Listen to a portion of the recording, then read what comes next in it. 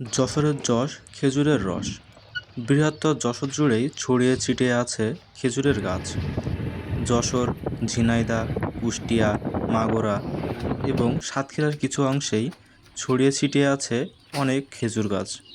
তবে সারা বাংলাদেশে যশোর জেলা বিখ্যাত এই খেজুর রসের জন্যই। আর শীতের শুরু মানেই খেজুরের রস সংগ্রহের ধুম পড়ে যাওয়া। এই গাছ কি আপনার দাদা? কয়টা গাছ আপনার? 100টা মতো।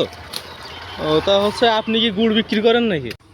প্রতি সিজনে রস সংগ্রহের জন্য গাছেরা কয়েকটি ধাপে গাছকে প্রস্তুত করে। তো এখন যেহেতু শীতের সময় সব গাছেরাই এখন তৈরি রস সংগ্রহের জন্য। আর কিছুদিন পরেই হয়তো 1 সপ্তাহ বা 2 সপ্তাহ পরেই আপনারা পেয়ে যাবেন যশোরের খাঁটি খেজুরের গুড় এবং খেজুরের পাটালি। ইনশাল্লাহ আপনাদের মাঝে এবার নিয়ে আসব যশোর জেলার খাঁটি খেজুরের গুড় এবং খেজুরের পাটালি। তো আপনাদের কারোর লাগলে অবশ্যই বলবেন।